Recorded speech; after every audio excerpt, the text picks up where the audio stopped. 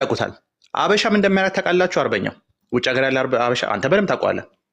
ሁሉም አብዛኛው ላለው 90% የአበሻ ምግብ ቤት ነው የሚከፍተው። ስቲል ቢዝነስ አላቸው፣ ጥሩ ቢዝነስ አላቸው፣ ግን የአበሻ ምግብ ቤት ነው የሚከፍቱት። ለምን እንደሚከፍቱት ታውቃለህ? የአበሻ ምግብ ቤት ሌላ ነገር ለመሞከር አቅሙ አጥሯቸው ነው? ሌላ ነገር ለመሞከር ችሎታው አንሷቸው ነው? አይደለም።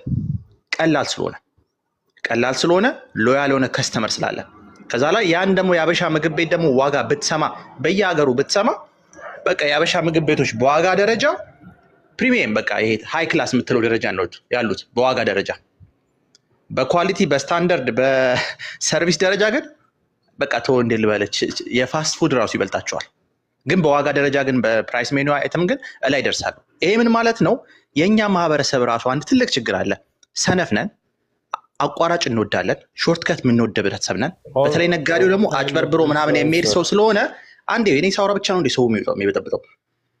እንደዚህ አይነቱን ሰው ፈረንጅ መጣበት ፈረንጅ ባለሀብት ሊውጠው ነው ብለን መጨነቅ የለብንም። ለእኛ ምንማችን አይደለም፣ የእኛ ኢንተረስት አይደለም። እነ ድንቁ ደያ ሲጨነቁበት፣ ብር የሚያሸሹ ሰዎች ዱባይን ሪል ስቴት እና ዩጋንዳን ያጨናንቁ ሰዎች ይጨነቁበት። በነገራችን ላይ የኢትዮጵያ ሀብታሞች አሁን እንደ ድሮ ኢትዮጵያ ውስጥ አይደለም ቤት የሚገዙት፣ ዱባይ ነው ቤት የሚገዙት። የሆነ ራሱ ኤጀንሲዎች ተፈጥረዋል፣ የሪል ስቴት ኤጀንሲዎች ዱባይ የሚገዙ ኢትዮጵያውያኖችን ፋሲሊቴት የሚያደርጉ ራሱ ፔጆች አሉ።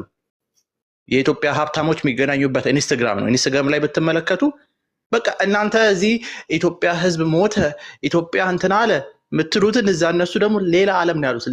ሌላ ጠዋት ሸራተን በልቶ ምሳ ስካይላይት የሚበላ ነጋዴ ነው ያለው እና የዛ ነጋዴ ቢዝነስ ሊጠፋበት ነው ብለን እኛ ስለ ሀገራችን እናስባለን። የኢትዮጵያ ህዝብ፣ የትግራይ ህዝብ፣ የአማራ ህዝብ፣ የኦሮሞ ህዝብ እያላችሁ የምትዘምሩ ሰዎች የኢትዮጵያ ቢዝነስ ሊጠፋ ነው ብላችሁ እንደዚህ አይነት ራሱ አናሊሲስ መድረሳችሁ ራሱ የሚያሳየኝ በቃ ምን ያህል ለራሳችሁ የሚጠቅመውና የማይጠቅመው